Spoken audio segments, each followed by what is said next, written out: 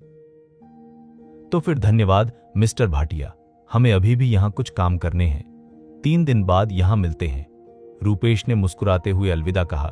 Mister Bhatia मुस्कुराए और बोले, ठीक है। अभिवादन के बाद रूपेश और उनके आसपास के लोग गर्व के साथ भूमिगत मुक्केबाजी क्षेत्र से बाहर चले गए। उनके जाने के बाद रूपेश ने अपनी ठंडी आंखों से विवान को एक क्रूर नजर से देखा और फिर चला गया। रूपेश को जाते हुए देखकर मिस्टर भाटिया ने अपने चेहरे की पाखंडी मुस्कान हटा दी और अपनी मुट्ठियां कसकर बंद कर ली। उसका चेहरा उदासी से भरा हुआ था और वह बुदबुदाया, मुझे उम्मीद नहीं थी कि 4 प्रमुख परिवारों में से एक और सबसे रहस्यमयी विश्वराज परिवार अचानक मुंबई शहर में प्रकट होगा। यह वास्तव में अजीब है। श्री भाटिया के लहजे से ऐसा लगता है कि विश्वराज परिवार एक अद्भुत परिवार है। क्या ऐसा हो सकता है कि मिस्टर भाटिया जैसा व्यक्ति, जो डिस्ट्रिक्ट 9 में इतना शक्तिशाली है, विश्वराज परिवार का अनादर करने की हिम्मत नहीं कर सकता? विश्वराज परिवार किस प्रकार का परिवार है? मिस्टर भाटिया ने एक लंबी सांस छोड़ी, धीरे से अपनी नजर विवान पर घुमाई और फिर बिना एक शब्द कहे अपने आदमियों के साथ बाहर चले गए। और सुनील गंभीर रूप से घायल हो गया था और उसे विवान ने सहारा दिया। इस समय निस्संदेह विवान पूरे दर्शकों का ध्यान केंद्रित कर रहा था। इस तथ्य ने कि उसने एक ही वार में थाई मुक्केबाज को मार गिराया, उसे रातों रात काले बाजार के मुक्केबाजी क्षेत्र में प्रसिद्ध बना दिया। इस समय वह गंभीर रूप से घायल सुनील को सहारा दे रहा था और धीरे धीरे भीड़ की ओर बढ़ रहा था। मोटा आदमी और पपराजी कोमल गुलामों की तरह उसके पीछे पीछे चल रहे थे।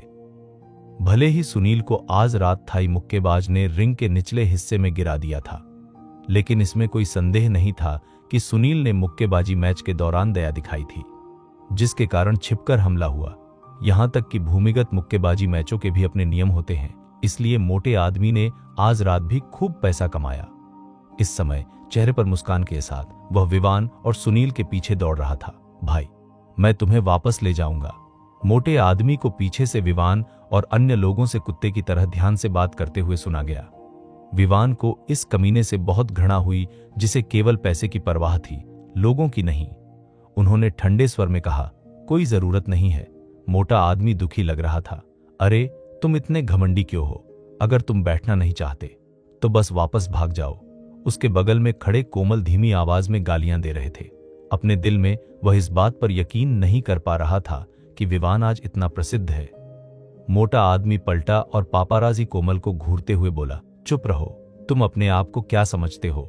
मत भूलो, मुझे भविष्य में धन कमाने के लिए अभी भी उनकी जरूरत है। मोटे आदमी की डांट का सामना करते हुए पपराजी कोमल ने वास्तव में एक आज्ञाकारी कुत्ते की तरह अपना मुंह कसकर बंद कर लिया। भाई, सुनील बहुत बुरी तरह से घायल है। मुझे लगता है कि उसे वापस भेजना बेहतर है। यदि आप कार नहीं ले जाते हैं तो इससे उसके ठीक होने में देरी होगी। मोटा आदमी एक बार फिर विवान के पास गया और उससे कहा।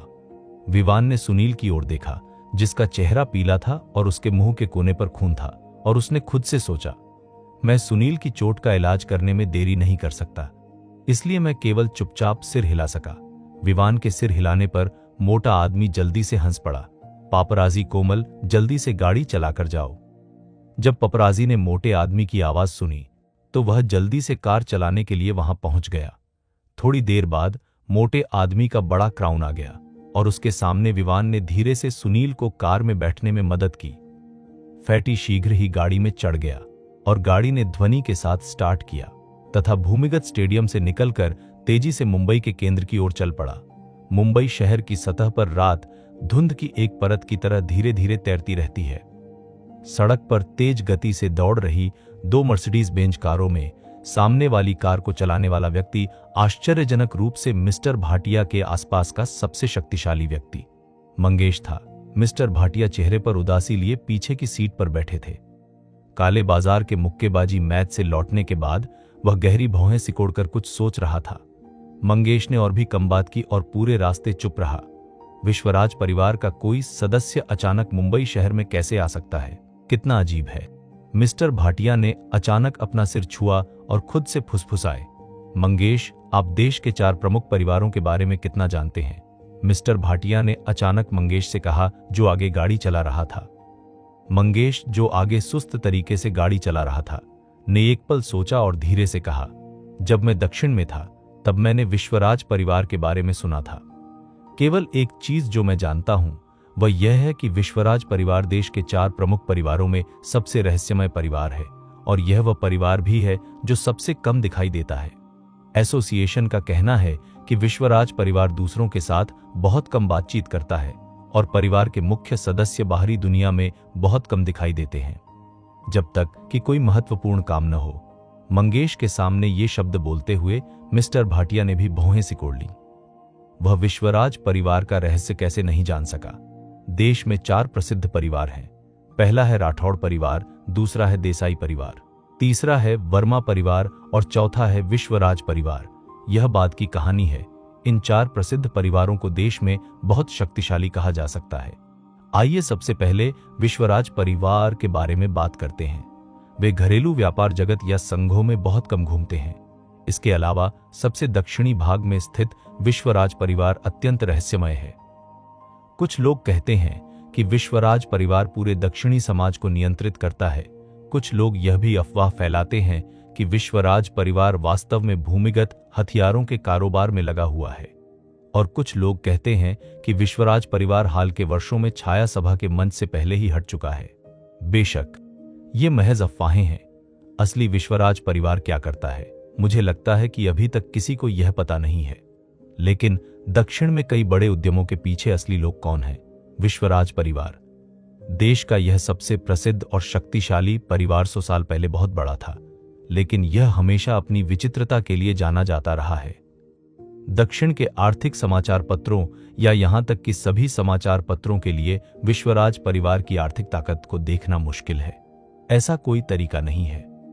उन मीडिया को वास्तव में विश्वराज परिवार द्वारा दृढ़ता से नियंत्रित किया जाता है। विश्वराज परिवार, जो कभी भी धन संपत्ति की रैंकिंग में नहीं आया, हमेशा से अपने शांत स्वभाव के लिए जाना जाता रहा है। कौन जानता है कि इसकी परिसंपत्तियों की नींव कितनी मजबूत है? हालांकि हर कोई जानता है कि दक्षिणी डबल कलर बॉल और बाहरी सट्टेबाजी के नियंत्रण के पीछे के लोग सभी विश्वराज परिवार से हैं और सूचीबद्ध वित्तीय सहायक कंपनियों के पीछे के सीईओ सभी उपनाम विश्वराज वाले लोग हैं। अब ऐसा शक्तिशाली परिवार वास्तव में मुंबई शहर की भूमिगत मुक्केबाजी की दुनिया में दिखाई दिया। इससे मिस्टर भाटिया को बहुत अजीब लगा, उस आदमी के बारे में सोचते हुए जिसने दावा किया था कि वह विश्वराज परिवार का रूपेश विश्वराज है। मिस्टर भाटिया अपनी भौहें सिकोड़े बिना नहीं रह सके। मुझे इस मामले की सावधानीपूर्वक जांच करनी चाहिए। मैं जानना चाहता हूं कि विश्वराज परिवार के लोग मुंबई में क्या कर रहे हैं, श्री भाटिया ने कहा। सामने खड़े मंगेश ने कुछ नहीं कहा। मैं यह मामला आप पर छोड़ता हूं। जितनी जल्दी हो सके विश्वराज परिवार की जांच के लिए किसी से संपर्क करें। यदि संभव हो तो आपको दक्षिण की ओर जाना होगा। श्री भाटिया ने यह कहने का मन बना लिया। उसके सामने खड़े मंगेश ने चुपचाप सिर हिलाया। मिस्टर भाटिया, उस मुक्केबाजी मैच के संबंध में क्या आप सचमुच एक और मैच आयोजित करने में उनकी मदद करने जा रहे हैं? मंगेश, जो पहले बहुत शांत था, अचानक धीरे से बोलने लगा। मुक्केबाजी का मुकाबला? बेशक। वह रूपेश के बारे में बात कर रहे थे, जो यह स्वीकार करने को तैयार नहीं था कि उसके मय थाई फाइटर को रिंग में विवान ने पीट कर मार डाला था। श्री भाटिया ने सिर हिलाया। हाँ, ऐसा लगता है कि इस मुक्केबाजी मैच का आयोजन किया जाना चाहिए। यह मत भूलो कि दूसरी पार्टी देश के 4 सबसे प्रसिद्ध परिवारों में से एक है। मुझे अखिल भाटिया, अपने ऊपर मुसीबत लाने की कोई जरूरत नहीं है। मास्टर भाटिया ने आह भरी। मंगेश ने बात करना बंद कर दिया और चुपचाप गाड़ी चलाई। क्या यह सच है कि एक और मुक्केबाजी मैच का आयोजन किया जाएगा? क्या विवान सचमुच काले बाजार में लड़ने के लिए वापस जाएगा? जब विवान और सुनील मोटे आदमी की बड़ी क्राउन कार में बैठे थे और मुंबई सिटी अस्पताल की ओर तेजी से गाड़ी चला रहे थे, तो सुनील ने आधे रास्ते में अस्पताल न जाने के लिए कहा और घर जाना चाहा। इससे विवान और फैटी दंग रह गए। हर कोई उसे मनाना चाहता था, लेकिन इस आदमी का स्वभाव गधे जैसा था और कोई भी उसे मना नहीं सका। विवान के पास सुनील को उसके निवास पर वापस भेजने के अलावा कोई और रास्ता नहीं था। कार तेजी से डिस्ट्रिक्ट के सबसे गरीब इलाके की ओर बढ़ी। हम शीघ्र ही उस स्थान पर पहुंच गए। जब विवान ने सुनील को धीरे धीरे कार से बाहर निकलने में मदद की, तो फैटी भी उसके पीछे पीछे बाहर आ गया। धन्यवाद, विवान ने मोटे आदमी से ठंडे स्वर में कहा और फिर सुनील का समर्थन करते हुए आगे बढ़ गया। मोटा आदमी तुरंत उसके पीछे गया और बोला, आपका स्वागत है, आपका स्वागत है। भाई, मुझे आपसे कुछ बात करनी है, क्या आपको कोई आपत्ति है? मोटे आदमी ने कहा। विवान ने व्यंग्यपूर्वक कहा, क्या बात है? मैं चाहता हूं कि तुम मेरे लिए लड़ो। हम पैसे या सहमत में बांट लेंगे। जीत का आधा हिस्सा तुम्हें मिलेगा और आधा मुझे। अगर हम हार गए तो मैं, मोटा आदमी, खुद ही परिणाम भुगतूंगा। कैसा रहेगा? मोटे आदमी ने विश्वास से कहा। विवान ने वास्तव में बहुत पहले ही अनुमान लगा लिया था कि यह कमीना क्या सोच रहा था। उसने अपनी ठंडी आंखें घुमाई और मोटे आदमी की ओर देखा। मैं आपकी दयालुता की सराहना करता हूं, लेकिन मैं आपको बताता हूं, मैं विवान कभी किसी के लिए नहीं लड़ूंगा। आज मैं अपने भाई के लिए लड़ रहा हूं, आपके लिए नहीं। क्या आप समझते हैं? ये ठंडे शब्द कहने के बाद विवान ने सुनील का समर्थन किया और कदम से कदम मिलाकर अंदर चला गया। मोटे आदमी का चेहरा कठोर हो गया। वह शर्मिंदा और बदसूरत लग रहा था।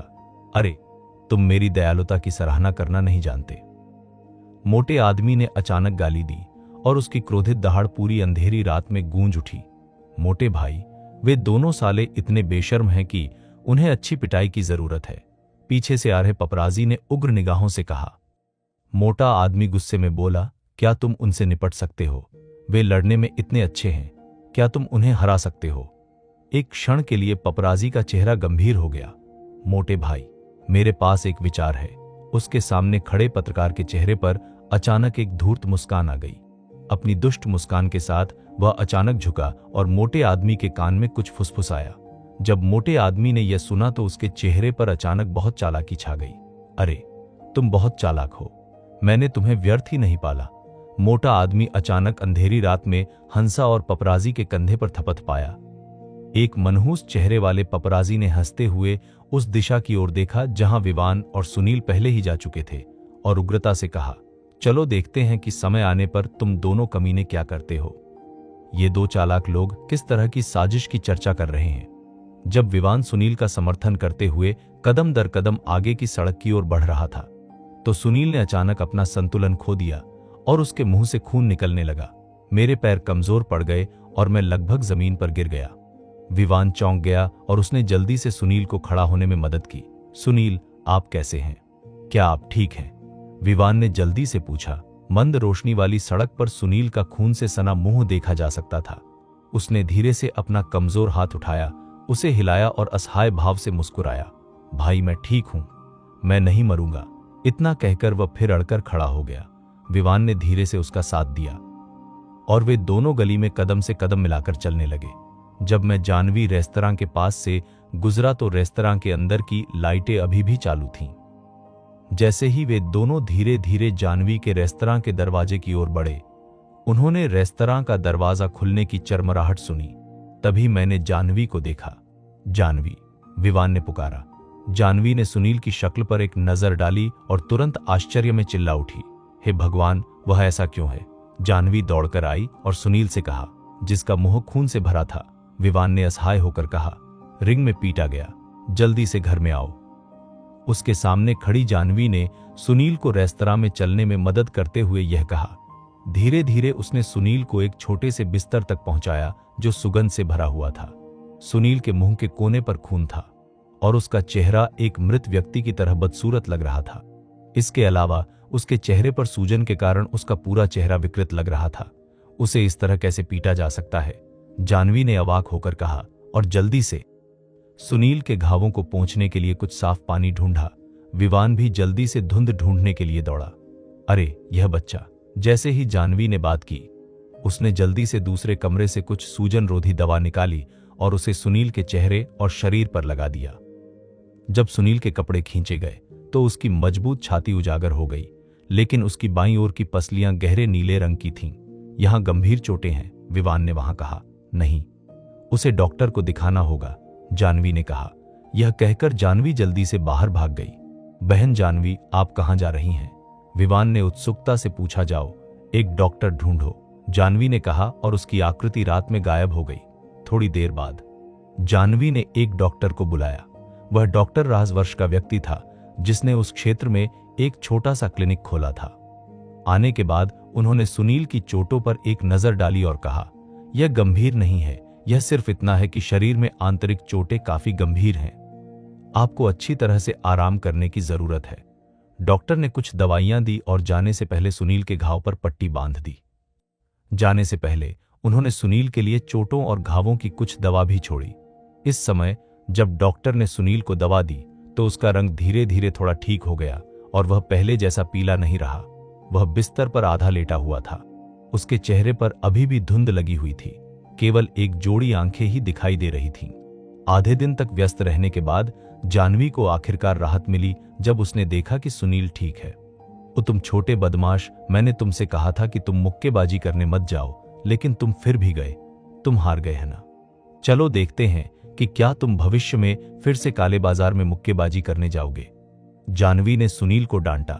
सुनील के चेहरे पर पट्टी बंधी थी और उसका पूरा शरीर बिस्तर पर पड़ा था। उसने बेशर्मी से कहा, सिस्टर जाह्नवी द्वारा डांटे जाने के बाद मेरी चोटें लगभग ठीक हो गई हैं। पाह, यह तो अशोभनीय है, जाह्नवी ने मुस्कुराते हुए कहा। सुनील वास्तव में गंभीर रूप से घायल हो गया था। कुछ शब्द बोलने के बाद उसका चेहरा पीला और बदसूरत हो गया। बेहतर होगा कि आप आराम करें और बात करना बंद कर दें, जाह्नवी ने सुनील से कहा। सुनील वास्तव में इस समय और कुछ नहीं कह सकता था। अंदरूनी चोटों से उसका खून खौल उठा। जैसे ही उसने अपना मुंह खोला, उसे खून की उल्टी होने लगी। सुनील ने चुपचाप सिर हिलाया और धीरे से लेट गया। सुनील को लेटे हुए देखकर जाह्नवी ने धीरे से आभरी और एक बड़ी बहन की तरह धीरे से सुनील पर रजाई डाल दी, फिर मुड़कर बाहर चली गई। हालांकि विवान द्वारा डॉक्टर को भगा देने के बाद वह कभी भी जाह्नवी के रेस्तरां में प्रवेश नहीं किया। जाह्नवी जब घर से बाहर निकली तो वह थोड़ा अचंभित थी। विवान कहाँ है? मैं धीरे धीरे रेस्तरां से बाहर चला गया, लेकिन देखा कि एक व्यक्ति दीवार पर एक हाथ टिकाए खड़ा था। उसका सिर इस तरह झुका हुआ था मानो वह उल्टी कर रहा हो। तुम्हारे साथ क्या गलत है? जाह्नवी एक पल के लिए स्तब्ध रह गई और तेजी से विवान की ओर चली गई। विवान अचानक पलटा। उसके चेहरे पर एक भद्दा भाव और आंखों में गहरा आश्चर्य था और उसने जाह्नवी को देखा जो उसकी ओर आ रही थी। मैंने किसी को मार डाला। विवान के मुंह से धीरे धीरे 4 शब्द निकले। उसकी आवाज में हल्का सा कंपन था। इसमें कोई आश्चर्य नहीं कि उसे उल्टी हुई। यह पता चला कि विवान, जो पहली बार किसी को मार रहा था, उसके दिल की गहराइयों से मतली महसूस हुई। विशेषकर जब उन्होंने वह दृश्य याद किया जब थाई मुक्केबाज को उन्होंने कुचलकर मार डाला था, तो वे स्तब्ध रह गए। आखिरकार एक साधारण व्यक्ति अपनी पहली हत्या करने के बाद बहुत भावुक महसूस करेगा, इसीलिए विवान ने इस तरह से काम किया। तुमने किसी को मारा? जाह्नवी ने अविश्वास से विवान को देखा। विवान वहीं खड़ा रहा, अंधेरे में अपने हाथों की ओर देखते हुए, और बुदबुदाया। हां, जाह्नवी वहीं अचंभित खड़ी रही। तुमने किसे मारा? क्या तुम भी कालाबाजारी में शामिल थे? जाह्नवी ने विवान से कहा। विवान ने फिर सबको पूरी कहानी बताई। तुम्हें पता है बहन जाह्नवी, मेरा यह मतलब नहीं था। मैं वास्तव में उसे मारने का इरादा नहीं रखता था। मैं बस बहुत क्रोधित था जब मैंने देखा कि सुनील उस आदमी द्वारा घात लगाया जा रहा है, इसलिए मैं सुनील के लिए अपना गुस्सा निकालना चाहता था। लेकिन मुझे उम्मीद नहीं थी कि मैं उसे एक ही झटके में मार दूंगा, विवान ने कहा। विवान की असहज अभिव्यक्ति को देखकर जाह्नवी का कोमल हृदय द्रवित हुए। बिना नहीं रह सका। विवान को दिल दुखाते हुए देखा। यह ठीक है, मुझे लगता है कि यह ठीक होना चाहिए, जाह्नवी ने विवान को सांत्वना दी। विवान अंधेरे में अकेला खड़ा अपने हाथों को घूर रहा था। सच कहूं तो यह पहली बार था जब उसने किसी की हत्या की थी, और उसके दिल में जो हिंसक आघात हुआ था उससे वह थोड़ा असहज महसूस कर रहा था। लेकिन उसके अंदर अप्रत्याशित रूप से शत्रुता की भावना बढ़ गई थी। शायद इस क्षण से वह नाटकीय रूप से बदल जाएगा। अंधेरी रात में जाह्नवी ने एक पतला हाथ बढ़ाया। यहां आओ, तुमने काले बाजार के मैदान में एक बुरे आदमी को मार डाला। यह एक ऐसी जगह है जहां या तो तुम हो या मैं, इसलिए दोषी महसूस करने की कोई जरूरत नहीं है। इसके अलावा तुमने सुनील के लिए हत्या की, कोई भी तुम्हें दोष नहीं देगा। अंधेरी रात में जाह्नवी की धीमी आवाज सुनकर विवान का हिल गया दिल धीरे धीरे शांत हो गया। वह आगे बढ़ा, हत्यारे का हाथ बढ़ाया और जाह्नवी के पतले हाथ को कसकर पकड़ लिया। उसके हाथ बहुत नरम और चिकने थे, और जब उसने उन्हें धीरे से अपने हाथों में पकड़ लिया तो विवान का दिल अचानक चौंक गया। अंधेरे में फिर से जाह्नवी को देखो, वह बहुत सुंदर है। एक ठंडी हवा उसके सीधे काले बालों पर बह रही थी और एक हल्की सुगंध विवान की नाक में घुस रही थी। जाह्नवी को देखते हुए विवान को अचानक उसके नाजुक शरीर को गले लगाने की इच्छा हुई, लेकिन उसने खुद को रोक लिया क्योंकि वह एक सामान्य व्यक्ति था। जानवी ने अंततः धीरे से उसका हाथ छोड़ दिया और रात में खड़ी हो गई। वह दुबली पतली आकृति मानो रात में विलीन हो गई हो। इस रात कुछ लोग दुखी थे तो कुछ आहत थे। अपनी गंभीर चोटों के कारण सुनील जानवी के रेस्तरां के एक कमरे में पड़ा था। विवान सुनील के छोटे जर्जर घर में लौट आया। घर लौटने के बाद भी वह अपने हाथों से की गई हत्या को नहीं भूल पाया था। सोफे पर लेटा हुआ विवान बहुत उलझन में था। हताश होकर उसने अपने बैग से किताब निकाली और पढ़ना शुरू कर दिया। अजीब बात यह है कि जब विवान की नजर अजीब टैडपोल पात्रों पर पड़ी तो उसकी मानसिक शक्ति केंद्रित होने लगी। वह टैडपोल लेखन के पहले बड़े भाग के और अध्याय पहले ही पढ़ चुका था और अंत में अभी भी 1 दर्जन या उससे अधिक चित्र बाकी थे, इसलिए उसने पढ़ना जारी रखना शुरू कर दिया। जब उसकी आंखें उन अजीब टैडपोल के पात्रों के संपर्क में आईं तो कुछ अजीब हुआ, क्योंकि इससे पहले टैडपोल के पात्र उसकी नसों और एक्यूपॉइंट्स के साथ साथ उसके पूरे शरीर पर घूम रहे थे। लेकिन अब क्या हुआ? सभी टैडपोल तेजी से उसके डेंटियन की ओर तैरे। इस तरह विवान के पूरे डेंटियन में अंतहीन शक्ति एकत्रित हो गई थी। इससे उसे विस्फोट करने की इच्छा हुई। विशाल ऊर्जा अधिक से अधिक एकत्रित हो गई और विवान के डेंटियन का केंद्र जलने लगा। एक धमाके के साथ विवान ने आकाश की ओर एक लंबी गर्जना की और उसके डेंटियन में संचित ऊर्जा अचानक उसके पूरे शरीर की ओर बढ़ गई। पूरा शरीर अनंत ऊर्जा से भर जाता है। विवान धीरे धीरे ऊपर के टैडपोलों से मोहित हो गया और समय के बारे में पूरी तरह से भूल गया। अगले दिन दोपहर डिस्ट्रिक्ट नू का सबसे समृद्ध क्लब कौन सा है? मेरा मानना है कि मुंबई में नाइट लाइफ पर्यटक अचानक कह उठेंगे, शैडो क्लब। ऐसा सिर्फ इसलिए नहीं है कि शैडो क्लब की महिलाएं सबसे खूबसूरत हैं, बल्कि इसलिए भी है क्योंकि शैडो क्लब में ऐसी कोई चीज नहीं है जिसे आप नहीं देख सकते, बल्कि ऐसी चीजें हैं जिनके बारे में आप सोच भी नहीं सकते। शैडो क्लब डिस्ट्रिक्ट 2 में सबसे समृद्ध स्थान पर स्थित है। यह एक विशाल क्षेत्र में फैला हुआ है और इसमें कुल 5 मंजिलें हैं। पहली मंजिल पर शैडो क्लब का बार है। विशाल डांस फ्लोर सेक्सी पुरुषों और महिलाओं से भरा हुआ है जो अपने शरीर को बेतहाशा घुमा रहे हैं और अनियमित डीजे संगीत पर नाच रहे हैं। सामने कई खूबसूरत पोल डांसर हैं। ये नर्तकियां सामान्य डिस्को की नर्तकियों जैसी नहीं हैं, बल्कि सर्वश्रेष्ठ विदेशी लड़कियां हैं। उसका कामुक और आकर्षक शरीर, उसके सुनहरे बाल और गोरा रंग निस्संदेह उन लोगों के लिए सबसे बड़ा आकर्षण है जो हर रात उसके आसपास घूमते हैं। दूसरी मंजिल पर कराओके क्षेत्र है जिसमें शानदार निजी कमरे हैं और निश्चित रूप से आपके साथ गाने के लिए खूबसूरत महिलाएं भी मौजूद होंगी। तीसरी और चौथी मंजिल मनोरंजन स्थल हैं। अंदर एक बिलियर्ड रूम, एक चाय कक्ष तथा एक शतरंज और ताश का कमरा है। 5वीं मंजिल पर लाउंज है, लेकिन यहां बहुत कम लोग आते हैं क्योंकि इसकी सुरक्षा किसी के द्वारा की जाती है और आम लोग अंदर नहीं जा सकते। यहां तक कि शैडो क्लब का गोल्ड कार्ड रखने वाले भी अंदर नहीं जा सकते। इन 9 जिलों में सबसे बड़े शैडो क्लब का मालिक कौन है? बेशक यह मिस्टर भाटिया का स्थान है। मास्टर अखिल भाटिया के अलावा और किसमें ऐसा साहस है? डिस्ट्रिक्ट ओम में न केवल शैडो क्लब श्री भाटिया का स्थान है, बल्कि 2 अन्य नाइट क्लब भी हैं जो श्री भाटिया के हैं। इसके अलावा यहां भूमिगत कैसीनो भी है जो कभी दिखाई नहीं देता। एक शब्द में कहें तो श्री भाटिया निश्चित रूप से इस क्षेत्र में एक शक्तिशाली और प्रभावशाली व्यक्ति हैं। इस समय शैडो क्लब की दूसरी मंजिल पर शानदार बॉक्स में मिस्टर भाटिया अपने हाथ में आधा गिलास रेड वाइन लेकर बैठे थे। यह पंस का लाफेट था। उसने एक घूंट लिया, फिर समय देखने के लिए अपनी कलाई पर बंधी प्लैटिनम घड़ी को थोड़ा ऊपर उठाया। फिर उसने क्रिस्टल वाइन ग्लास मेज पर रख दिया। कुछ मिनट बाद दरवाजे पर दस्तक हुई। अंदर आए।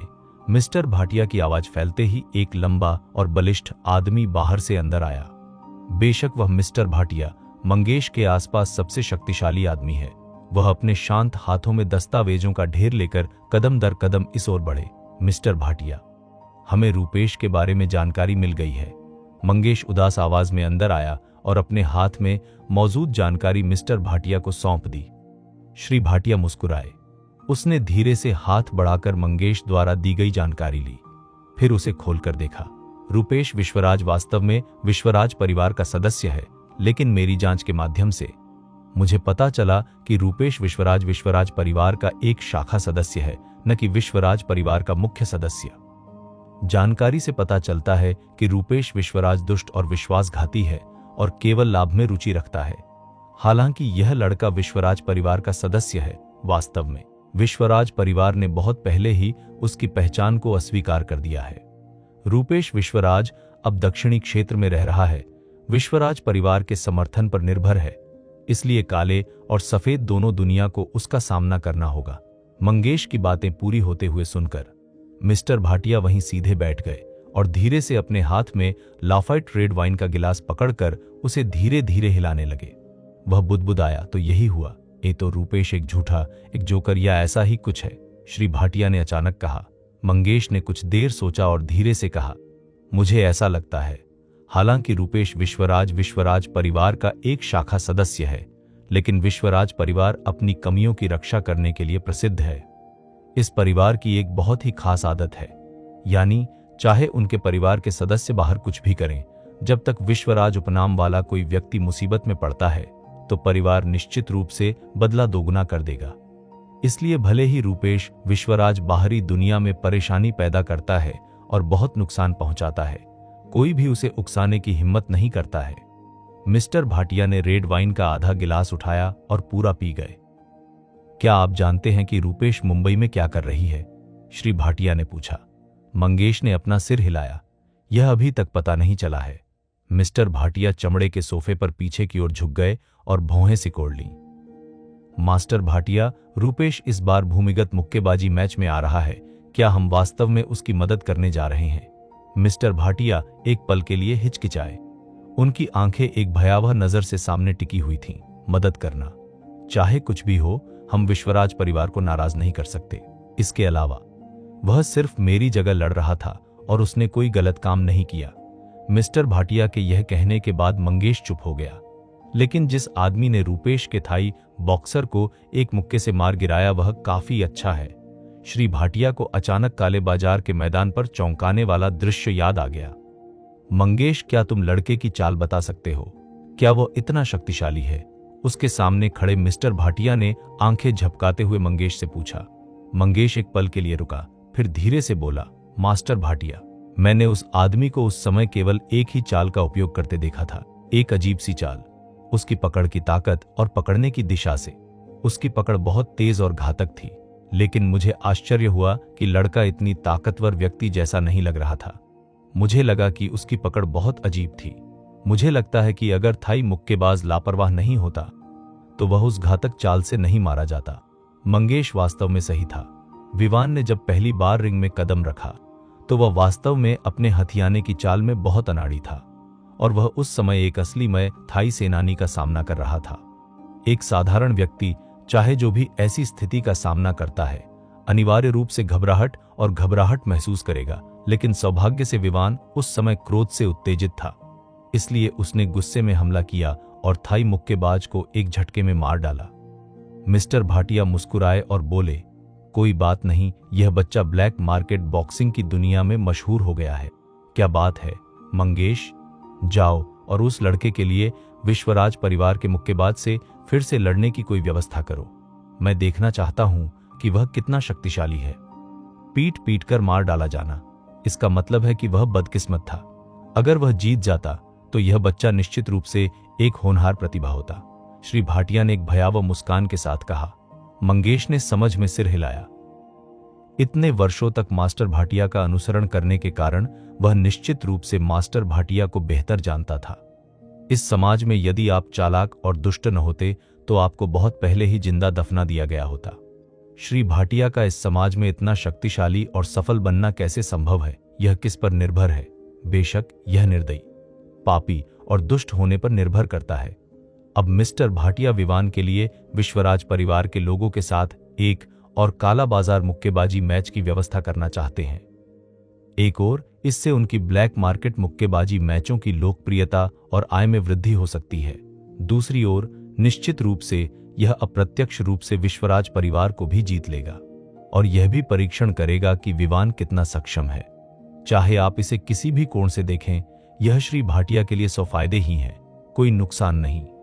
सुनील अपनी चोटों से अपेक्षाकृत जल्दी ठीक हो गए क्योंकि सुनील का शरीर अच्छा था और हालांकि वह रिंग में गंभीर रूप से घायल हो गए थे, लेकिन वे बेहोश नहीं हुए थे। अगले दिन उसका रंग काफी बेहतर हो गया, लेकिन उसके चेहरे पर अभी भी धुंध लगी हुई थी, जिससे वह मम्मी जैसा लग रहा था। जाह्नवी अभी भी अपना छोटा सा रेस्तरां चलाती है। विवान और सुनील अंदर कमरे में रुके। सुनील बिस्तर पर आधा झुका हुआ था, उसका चेहरा धुंध में लिपटा हुआ था और वह बिना पलक झपकाए विवान को घूर रहा था। विवान ने पहले तो ध्यान नहीं दिया, लेकिन फिर उसने देखा कि लड़का उसे देखता रहा। उसने अपना सिर घुमाया और निराशा में सुनील की ओर मुस्कुराते हुए कहा, तुम क्या देख रहे हो? सुनील ने लंबे समय तक पलकें झपकाईं और कहा, मैं तुम्हें देख रहा हूं, मेरी तरफ देखो। क्या हुआ है? मेरे साथ कुछ गड़बड़ है, विवान ने उदास होकर कहा। सुनील ने विवान को घूरते हुए कहा, भाई आप कौन हैं? सुनील द्वारा यह बहुत ही अजीब वाक्य कहने के बाद विवान थोड़ा स्तब्ध रह गया। क्या मतलब है तुम्हारा? क्या मैं सिर्फ मैं ही नहीं हूं? मैं और क्या हो सकता हूं? सुनील विवान की आंखों में घूरता रहा और पाया कि विवान झूठ नहीं बोल रहा था, लेकिन उसने पूछना जारी रखा, नहीं, तुम मुझसे कुछ छिपा रहे हो। मैंने तुमसे यह बात छुपाई, क्या मतलब है तुम्हारा? आप मार्शल आर्ट जानते हैं और आप मुझसे बेहतर हैं, सुनील ने अंततः कहा। सुनील के ऐसा कहने के बाद विवान को अचानक समझ आ गया कि क्या हो रहा है, तो यह बच्चा इसी मामले के लिए यहां है। इससे पहले विवान हमेशा कहते थे कि वह मुक्केबाजी नहीं कर सकते, लेकिन रिंग में उन्होंने थाई मुक्केबाज को एक मुक्के से हरा दिया। कोई भी उदास हो सकता था, इसलिए सुनील इस समय पूछने से खुद को रोक नहीं सका। मैं वास्तव में इसे आपसे छिपाना नहीं चाहता, लेकिन विवान ने लंबे समय तक सोचा और उसे नहीं पता था कि सुनील को कैसे बताए, क्योंकि वह इसे स्पष्ट रूप से नहीं समझा सका। क्या वह सुनील को बता सकता था कि कुछ टैडपोल पात्रों और कुछ अजीब पैटर्न को पढ़ने के बाद वह अधिक शक्तिशाली हो गया है? मुझे लगता है कि यह सुनने के बाद सुनील को लगा होगा कि यह सब बकवास है। सुनील ने विवान को देखा, जो बोलने में असमर्थ था, और आह भरते हुए कहा, इसे भूल जाओ। अगर तुम्हें कोई कठिनाई है तो तुम्हें इसे कहने की जरूरत नहीं है, लेकिन भाई तुमने मेरी जान बचाई। सुनील, मैं अपने जीवन में जिस चीज से सबसे ज्यादा नफरत करता हूं वह है दूसरों पर एहसान करना। आज से मैं सुनील शपथ लेता हूं कि यह जीवन तुम्हारा है। विवान, अब से तुम मुझसे जो भी करने को कहोगे मैं वह करूंगा भाई। सुनील के मुंह से ये शब्द निकले। यह सुनकर विवान को अवर्णनीय बेचैनी महसूस हुई। इस का अर्थ क्या है? वास्तव में इससे कोई फर्क नहीं पड़ता, मैं तो बस। विवान कुछ कहना चाहता था, लेकिन सुनील ने उसे रोक दिया। यदि आप मुझे अपने पीछे आने नहीं देंगे तो आप मुझे नीची नजर से देखेंगे। सुनील के अतिवादी शब्दों का सामना करते हुए विवान कड़वी मुस्कान के साथ मुस्कुराया। तो आप क्या करना चाहते हो? सुनील ने मम्मी की तरह अपना सिर घुमाया, लंबे समय तक सोचा और कहा, मैं आपको अपने बड़े भाई के रूप में पहचानता हूं, हालांकि हम भाई नहीं हैं। मैं सुनील निश्चित रूप से आपके साथ एक भाई की तरह व्यवहार करूंगा। विवान ने भौहें सिकोड़ी। भाई शपथ? हां, सुनील ने कहा। इसके बारे में सोचने के बाद विवान अंततः कड़वी मुस्कान के साथ बोला, ठीक है, आज से मैं तुम्हें भाई विवान कहूंगा। भाई विवान ज्यादा दबंग लगता है, सुनील ने हंसते हुए कहा। इस मुस्कुराहट के कारण उसकी कमर के किनारे पसलियों में दर्द होने लगा, जिससे वह दर्द से कराहने लगा। इसी समय सुंदर जाह्नवी बाहर से अंदर आई। वो आगे बढ़ा और सुनील की ओर आंखें घुमाते हुए बोला, तुम किस बात से इतने खुश हो? यहां तक कि तुम्हारे शरीर पर लगे घाव भी अब दर्द नहीं करते। ओह, बहुत दर्द हो रहा है। बहन जाह्नवी, अगर तुम्हें मेरी बात पर विश्वास नहीं है तो इसे रगड़ो, सुनील ने बेशर्म मुस्कान के साथ कहा। भाड़ में जाओ, जाह्नवी ने मुस्कुराते हुए शाप दिया। सुनील ने जाह्नवी से कहा, बहन जाह्नवी, मुझे आपसे कुछ कहना है। जाह्नवी ने अपनी भौहें उठाईं और सुनील को देखा। क्या बात है? आज से मैं आधिकारिक तौर पर भाई विवान का छोटा भाई बन जाऊंगा, सुनील ने सही कहा। जाह्नवी थोड़ा चौंकी। उसने सुनील की ओर देखा और फिर अपनी नजरें विवान के चेहरे पर डाली। आप क्या कर रहे हो? कोई बात नहीं, मैं अब से उसे अपने बड़े भाई के रूप में पहचानता हूं। अरे, वह इतना अच्छा योद्धा है, अगर मैं उसे नहीं पहचानता तो मैं मूर्ख होऊंगा। मैं वादा करता हूं कि अगर मैं उसका अनुसरण करूंगा तो भविष्य में मुझे कोई नुकसान नहीं होगा, सुनील ने मुस्कुराते हुए विवान से कहा। जाह्नवी ने अपना सुंदर चेहरा घुमाया और विवान की ओर देखा, जो एक तरफ खड़ा था, और मुस्कुराते हुए पूछा, सच में तुम ऐसे आदमी को अपने छोटे भाई के रूप में स्वीकार करते हो? बोलते समय उसने अपनी पतली उंगली सुनील की ओर दिखाई, जो बिस्तर पर लेटा हुआ था। विवान असहाय होकर मुस्कुराया। दो मनोरोगी जानवी की बात खत्म होने के बाद वह एक मीठी मुस्कान के साथ बाहर चली गई। विवान और सुनील हंसते रह गए।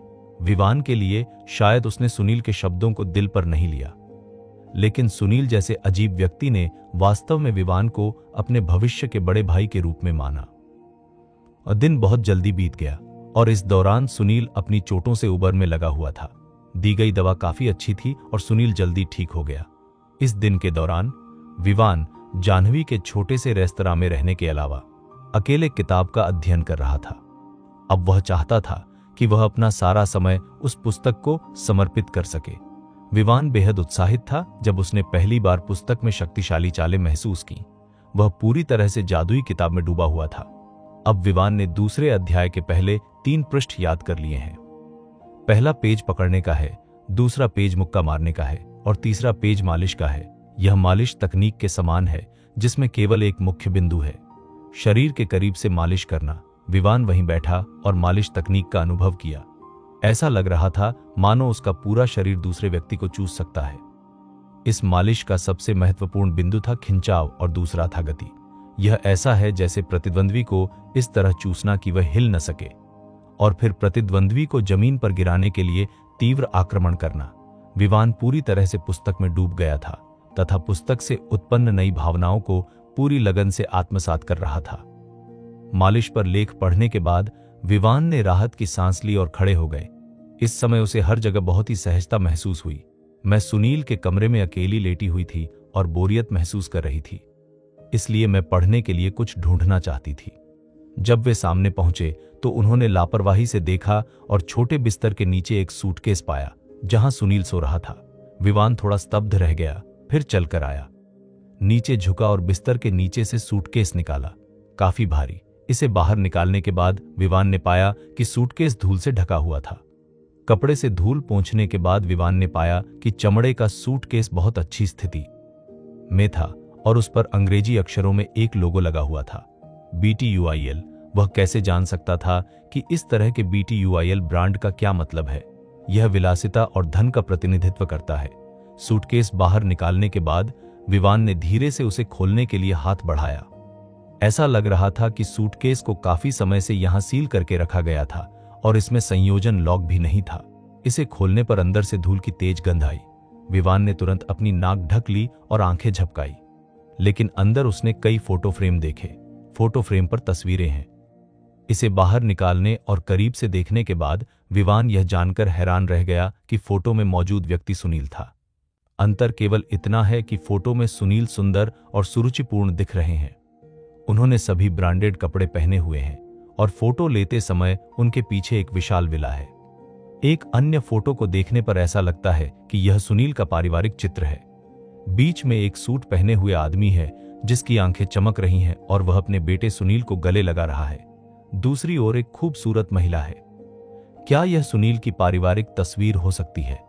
अंदर की तस्वीरें मूल रूप से उसके परिवार की थीं और तस्वीरों से विवान को अंततः एहसास हुआ कि सुनील वास्तव में एक धनी परिवार का एक बहुत अमीर धनी युवक था। लेकिन यह बच्चा अचानक रातों रात कुछ भी क्यों नहीं बन गया? यहाँ किस तरह के रहस्य छुपे हैं? विवान ने बक्से में खोजबीन की। कुछ तस्वीरों के अलावा बाकी कुछ अस्त व्यस्त किताबें और कुछ गहने थे। एक नजर डालने के बाद विवान ने धीरे से सूटकेस बंद किया और उसे वापस उसमें भर दिया। लेकिन वह सुनील के बारे में अधिक से अधिक उत्सुक होता जा रहा था। अतीत में यह आदमी किस प्रकार का बड़ा आदमी था? अचानक यह स्थिति इस स्तर तक क्यों पहुंच गई? इन सवालों को ध्यान में रखते हुए विवान बाहर चला गया और जाह्नवी के छोटे रेस्तरां की ओर चला गया। जल्द ही वे जाह्नवी के छोटे से रेस्तरां में पहुंच गए। जाह्नवी उस समय रेस्तरां में व्यस्त थी। वहां 2 टेबल पर लोग खाना खा रहे थे। विवान के अंदर आने के बाद उसने मुस्कुराहट के साथ जाह्नवी का अभिवादन किया और फिर अंदर चला गया। जब वह अंदर गया तो सुनील बिस्तर पर लेटा हुआ था। जब उसने विवान को आते देखा तो उसने धीरे से अपना शरीर हिलाया। क्या आप बेहतर महसूस कर रहे हैं? विवान ने सुनील से पूछा। सुनील मुस्कुराया। यह जल्द ही ठीक हो जाएगा। अच्छा, यह तो अच्छी बात है। सुनील, मैं आपसे कुछ पूछना चाहता हूं, क्या यह सुविधाजनक है? विवान ने सुनील से कहा। सुनील एक पल के लिए स्तब्ध रह गया, फिर मुस्कुराया और कहा, आप मेरे सबसे बड़े भाई हैं। अगर कोई ऐसी चीज है जो आप नहीं पूछ सकते तो पूछ लीजिए। विवान ने फिर पूछा, मैंने सुना है कि आपका परिवार पहले बहुत अमीर था और आप भी एक अमीर परिवार के बेटे थे, लेकिन आप ऐसे कैसे हो गए? विवान के बोलने के बाद सुनील की अभिव्यक्ति अचानक बदल गई। यह अत्यंत क्रूप हो गया, मानो किसी के शरीर पर पड़े निशान अचानक प्रकट हो गए हों।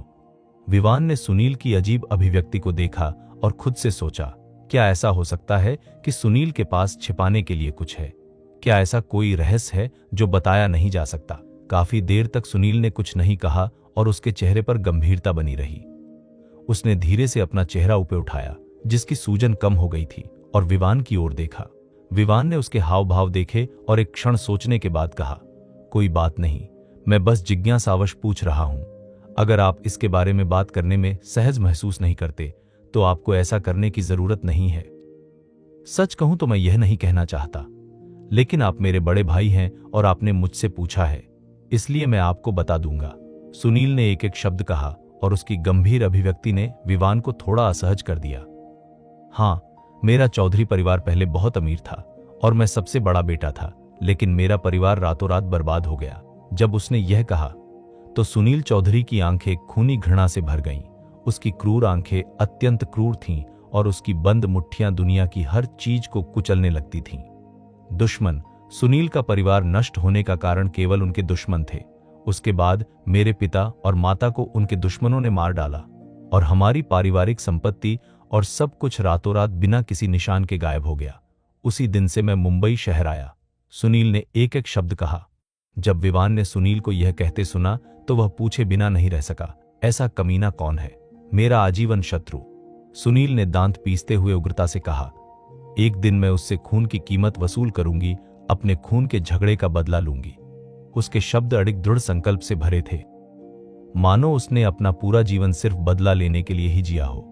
विवान को समझ नहीं आ रहा था कि इतना बड़ा चौधरी परिवार रातों रात कैसे पूरी तरह नष्ट हो सकता है।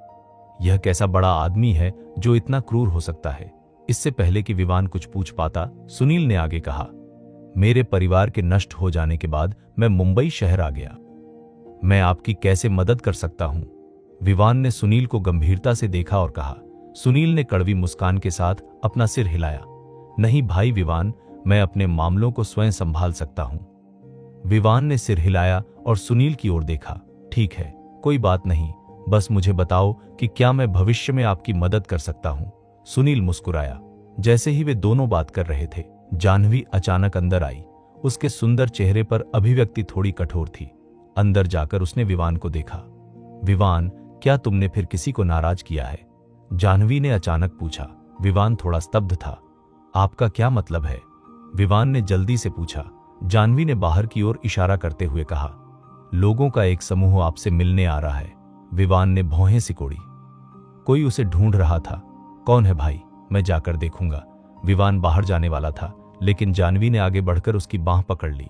विवान थोड़ा स्तब्ध रह गया और उसने अपना सिर घुमाकर जाह्नवी की ओर देखा। जाह्नवी का सुंदर चेहरा चिंता से भरा था। आप सावधान रहें। जब विवान ने जाह्नवी के स्नेह भरे शब्द सुने तो वह थोड़ा मुस्कुराया और सिर हिलाया।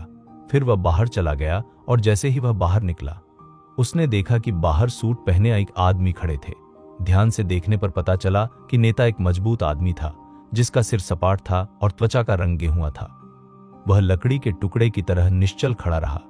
उसके पीछे खड़े लोग भी सूट पहने हुए थे और बहुत प्रभावशाली लग रहे थे। विवान के बाहर जाने के बाद उसने तुरंत सामने वाले आदमी को देखा, जो थोड़ा सुस्त लग रहा था और एक सैनिक की तरह खड़ा था। क्या वह वही आदमी नहीं था जो काले बाजार के मुक्केबाजी मैच में मिस्टर भाटिया के बगल में खड़ा था? आप अचानक यहां कैसे आ गए? हाँ, जो व्यक्ति आया था वह मिस्टर भाटिया के आसपास सबसे शक्तिशाली व्यक्ति मंगेश था। इस समय मंगेश की तेज आंखों ने भी विवान को देखा। क्या तुम मुझे खोज रहे हो? विवान ने मंगेश से कहा जब वह बाहर चला गया। मंगेश ने धीरे से सिर हिलाया और स्थिर कदमों से कदम दर कदम आगे बढ़ गया। मुझे नहीं लगता कि मैं आपसे परिचित हूं। विवान ने मंगेश को देखा और कहा। वह बहुत हैरान था कि मिस्टर भाटिया के बगल में खड़ा यह लकड़ी का आदमी अचानक उसे खोजने यहां कैसे आ गया। मंगेश ने विवान की बातों पर ध्यान नहीं दिया। उसने अपनी आंखें उठाईं और विवान के चेहरे की ओर देखा। यह महत्वपूर्ण नहीं है। तो फिर महत्वपूर्ण क्या है? महत्वपूर्ण बात यह है कि मैं आज आपको कुछ बताना चाहता हूं, मंगेश ने कहा। क्या चल रहा है? काले बाजार में मुक्केबाजी मैच के बारे में। आपने एक ब्लैक मार्केट बॉक्सिंग मैच में एक ही चाल से किसी को मार डाला। प्रतिद्वंद्वी बहुत ही असंतुष्ट था, इसलिए वह आपके साथ फिर से प्रतिस्पर्धा करने के लिए एक मुक्केबाज ढूंढना चाहता था। मंगेश ने एक एक शब्द कहा। यह सुनकर विवान अचानक हंस पड़ा। तो यह ऐसा ही है, क्षमा करें। ऐसा लगता है कि आपने गलत व्यक्ति को ढूंढ लिया है।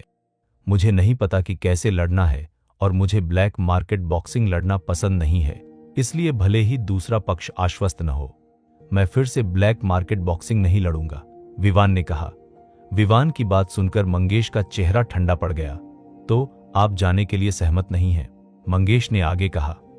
हाँ, मैं नहीं जा रहा हूं। विवान की बात समाप्त होने के बाद वह अचानक मुड़ा और जाने के लिए तैयार हो गया। इससे आपका कोई मतलब नहीं। जब ये 4 शब्द पीछे से मंगेश के मुंह से ठंडे स्वर में निकले तो उसका शरीर अचानक हिल गया। मंगेश जो चुपचाप वहां खड़ा था, जब वह अचानक हिला तो उसे ऐसा महसूस हुआ जैसे आसमान गिर रहा हो और धरती फट रही हो। कहावत घंटी की तरह स्थिर फिर भी गतिशील पहाड़ों और नदियों को तोड़ सकता है, शायद ऐसे ही उग्र व्यक्ति के लिए प्रयुक्त होती है। विवान जो पीछे मुड़ा था, उसे उम्मीद नहीं थी कि उसके पीछे मंगेश अचानक हमला करेगा। अचानक पीछे से आती तेज हवा के झोंके का सामना करते हुए विवान सहज रूप से बाईं ओर मुड़ गया। उसके कदम उसके मन में चेतना के अनुसार तेजी से आगे बढ़ रहे थे। उसी समय एक हाथ ने तेजी से पकड़े का इशारा किया और पीछे से हमला कर रहे हाथ को पकड़ लिया। एक धमाके के साथ विवान की 5 उंगलियों ने उस आदमी की बांह पकड़ ली जो उस पर हमला कर रहा था। विवान के शरीर में व्याप्त ऊर्जा उसकी उंगलियों के बीच से लगातार बाहर निकलने लगी। मंगेश को उम्मीद नहीं थी कि विवान उसकी कलाई पकड़ सकेगा।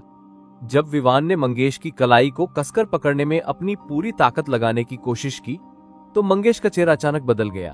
उसने एक कदम आगे बढ़ाया, उसका शरीर खुला हुआ धनुष बन गया और उसके शरीर के जोड़ों से चरमराहट की ध्वनि निकली, क्योंकि उसका शरीर शक्ति से विस्फोटित हो गया।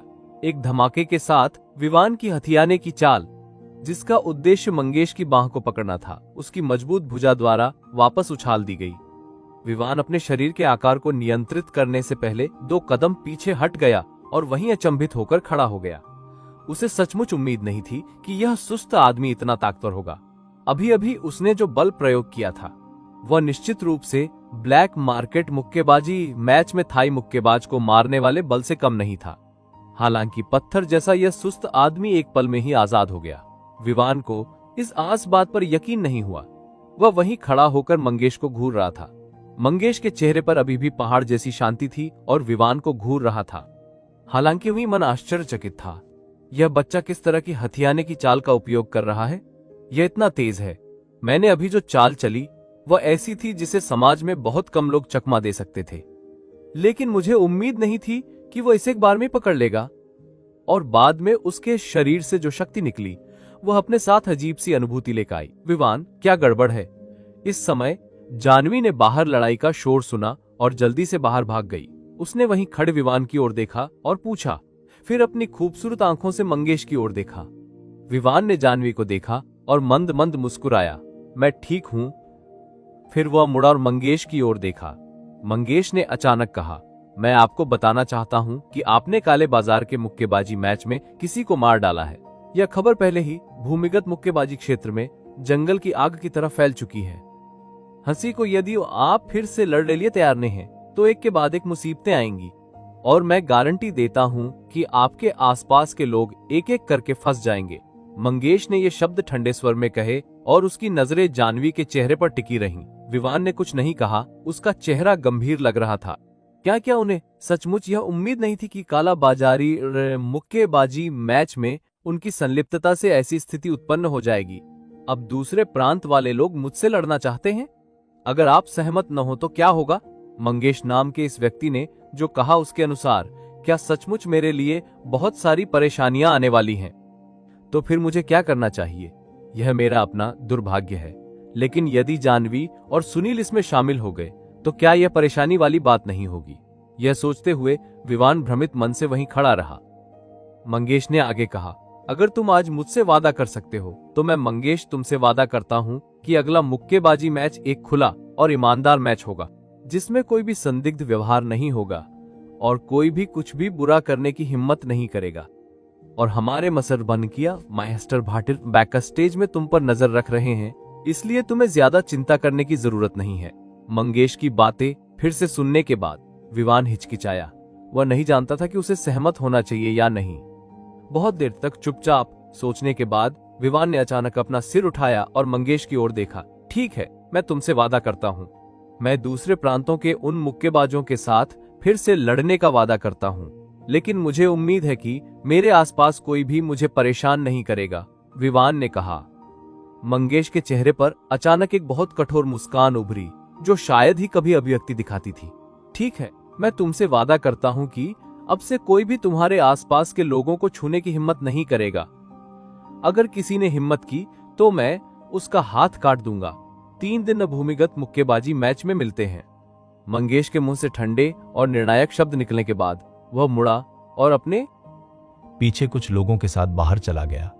विवान और जानवी छोटे से रेस्तरां में खड़े रह गए।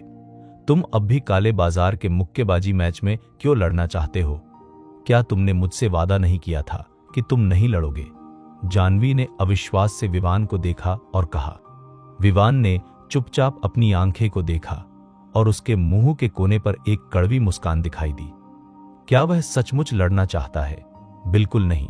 उसने यह काम सिर्फ जानवी और सुनील के लिए किया, जो उसके आसपास के एकमात्र रिश्तेदार थे, क्योंकि विवान को लग रहा था कि अगर वह नहीं लड़ेगा तो ये लोग कभी हार नहीं मानेंगे। अभी अभी उस सुस्त आदमी की चाल से विवान निश्चित रूप से महसूस कर सकता था कि उसकी ताकत बिल्कुल भयानक थी। अगर मैं काले बाजार में नहीं लड़ता तो जानवी और सुनील किस तरह की मुसीबत में पड़ जाते, विवान इसकी कल्पना नहीं कर सकता था।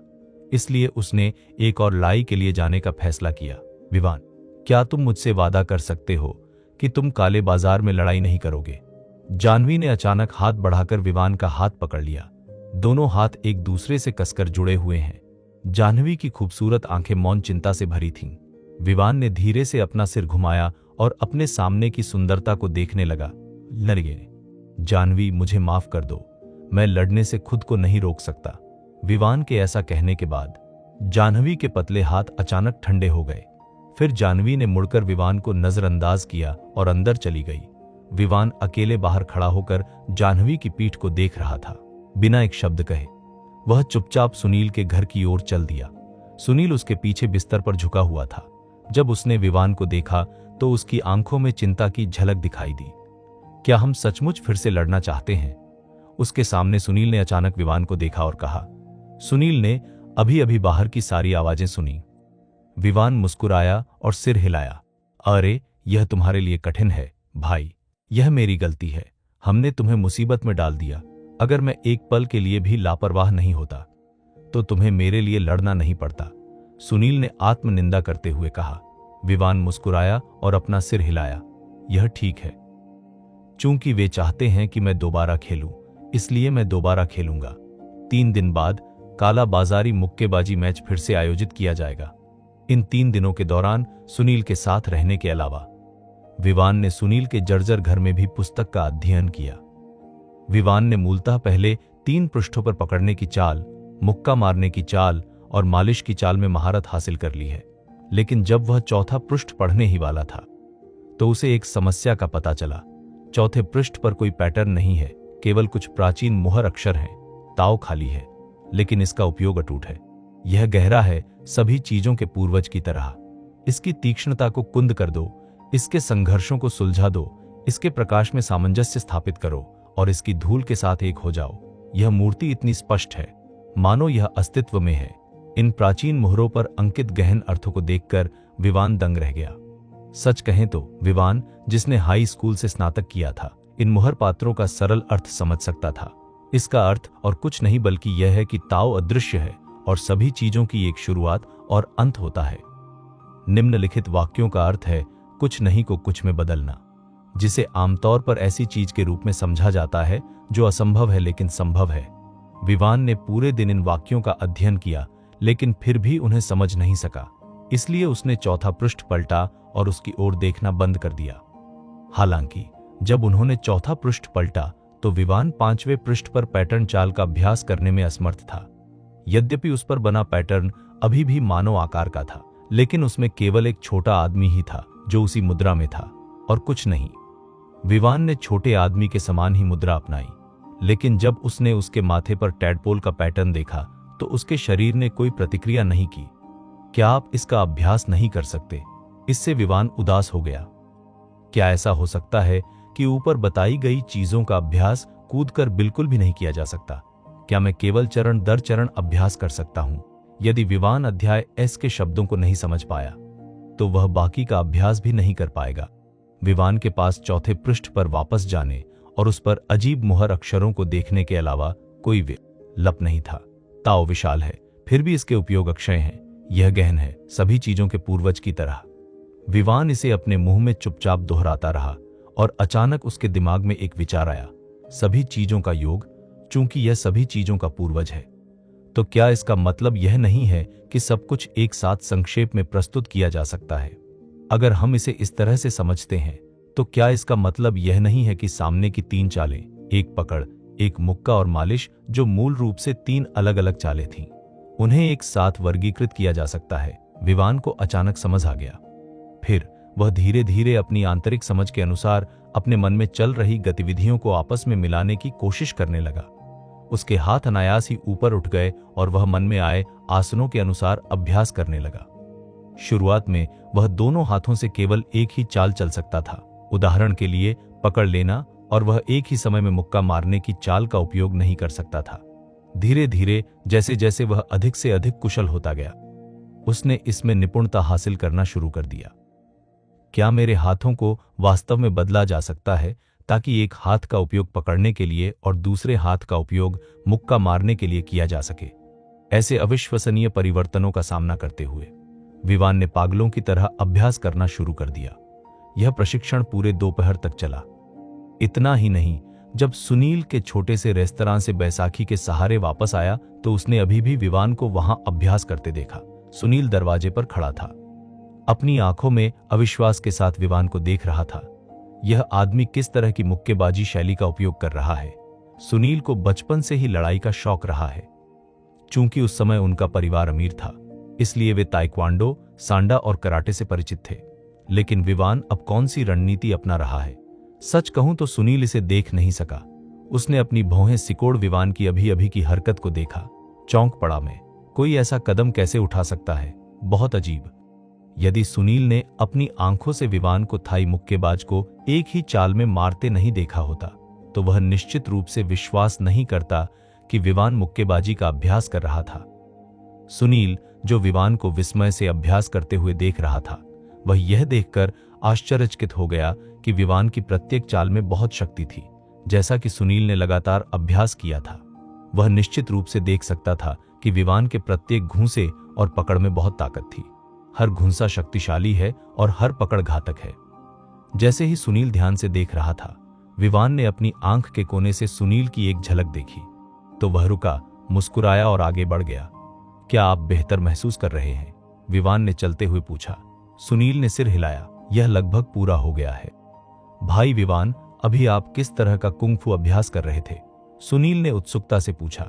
विवान मुस्कुराया और कहा, मैंने बस आंख मूंदकर अभ्यास किया। नहीं, बिल्कुल नहीं। क्या मुझे यह बताना आपके लिए असुविधाजनक है? कोई बात नहीं, सुनील ने कहा। विवान ने एक पल सोचा और कहा, वास्तव में अगर मैं आपको बताऊं तब भी आप इस पर विश्वास नहीं करेंगे। क्यों? क्योंकि मैंने यह सब किताब से सीखा है। जैसे ही विवान ने यह कहा, उसने अचानक अपने शरीर से स्वर्गीय कीमिया की पुस्तक निकाली और उसे अपने सामने सुनील को सौंप दिया। सुनील दंग रह गया और अपने सामने पड़ी फटी हुई किताब को भौहें सिकोड़कर देखने लगा। क्या यह सच है? सुनील ने अविश्वास में इसे दोनों हाथों से लिया और इसे खोला तो अंदर घने टैडपोल लेखन को देखा। सुनील ने एक नजर डाली और अपना मुंह बंद कर लिया। भाई विवान, आप मजाक करने में बहुत अच्छे हैं। मैं मजाक नहीं कर रहा हूं, विवान ने गंभीरता से कहा। सुनील ने विवान की गंभीर अभिव्यक्ति को देखा और थोड़ा स्तब्ध रह गया। सच में? क्या तुमने वास्तव में इससे सीखा? सुनील ने यह कहा और फटी हुई किताब को फिर से खोला, फिर उसे ध्यान से पढ़ा। इसमें कुछ घनीभूत टैडपोल के आकार के पात्रों के अलावा और कुछ नहीं है, और बाकी सब पीछे के दूसरे सबसे बड़े भाग का पैटर्न है। थोड़ी देर तक देखने के बाद भी सुनील इसे समझ नहीं सका। मैं सचमुच नहीं समझ पा रहा कि इससे लोगों को कुछ सीखने को मिलेगा, सुनील ने कहा। पहले टैडपोल लेख को देखें, इसे ध्यान से पढ़ें और शांत हो जाएं। क्या आप अपने शरीर के अंदर टैडपोल को तैरते हुए महसूस कर सकते हैं? ऐसा लगता है जैसे वे आपके शरीर के एक्यूपंक्चर बिंदुओं पर चोट कर रहा हैं। विवान ने सुनील को उसके सामने सब कुछ बता दिया और अच्छी बातें अपने पास नहीं रखीं। लेकिन सुनील के बारे में क्या? जब उसने उन अजीब टैडपोल पात्रों को देखा तो उसे चक्कर आने लगा। अरे, मैं इसे समझ नहीं पा रहा हूं और मैं अपने शरीर में टैडपोल को तैरते हुए महसूस नहीं कर पा रहा हूं, है ना? थोड़ी देर तक देखने के बाद सुनील को चक्कर आने लगा। इसे जल्दी से बंद करो भाई, मैं सचमुच समझ नहीं पा रहा हूं, सुनील ने कहा। सुनील की अभिव्यक्ति को देखकर विवान हैरान रह गया। पिछली बार जब वह गुप्ता के घर पर सुरक्षा गार्ड के रूप में काम कर रहा था तो विवान ने उसके साथ सुरक्षा गार्ड के रूप में काम करने वाले अमित से इसे देखने के लिए कहा था। उस समय अमित ने भी कहा कि वह इसे समझ नहीं सका। सबसे पहले विवान ने हमेशा सोचा कि अमित ध्यान से नहीं देखता है, लेकिन जब उन्होंने सुनील को व्यक्तिगत रूप से बताया और सुनील अभी भी नहीं समझे तो विवान पूरी तरह से दंग रह गया। क्या ऐसा हो सकता है कि वे सब समझ नहीं पाते? क्या वे अपने शरीर के अंदर तैरते टैडपोल की अजीब अनुभूति महसूस नहीं कर सकते और केवल आप ही इसे समझ सकते हैं? क्या चल रहा है? यह सोचकर विवान अचंभित होकर वहीं खड़ा रहा। उसे अविश्वसनीय महसूस हो रहा था। वह कैसे जान सकता था कि दान की स्वर्गीय पुस्तक प्राचीन विश्व का अवशेष थी? विवान ही एकमात्र व्यक्ति क्यों था जो इस पुस्तक को समझ सकता था? शायद अगर हम वास्तव में मामले का पता लगाना चाहते हैं तो उस समय तक जाएं जब विवान हिंगणा से निकला था और मुंबई शहर गया था और पागल बूढ़े आदमी से मिला था। यह सब बाद में है, सब कुछ बाद में पता चलेगा। भाई विवान, तुम्हें क्या हुआ है? सुनील ने विवान की ओर देखते हुए कहा, जो वहां अचंभित होकर खड़ा था। विवान ने होश संभाला और कहा, सब ठीक है।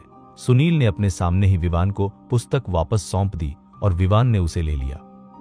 पिछले भूमिगत मुक्केबाजी मैच में आपने थाई मुक्केबाज को रिंग में हरा दिया। मुझे लगता है कि इस बार प्रतिद्वंद्वी निश्चित रूप से आपसे निपटने के लिए अधिक शक्तिशाली चरित्र का निर्माण करेगा। भाई विवान, तुम्हें अभी भी काले बाजार के मुक्केबाजी मैचों के बारे में ज्यादा जानकारी नहीं है। चलो बैठने के लिए कोई जगह ढूंढो और मैं तुमसे इसके बारे में बात करूंगा। सुनील अपनी बैसाखी के सहारे धीरे धीरे अंदर चला गया। हालांकि विवान को काले बाजार के मुक्केबाजी मैचों के बारे में ज्यादा जानकारी नहीं थी, इसलिए वह उसके पीछे पीछे अंदर चला गया।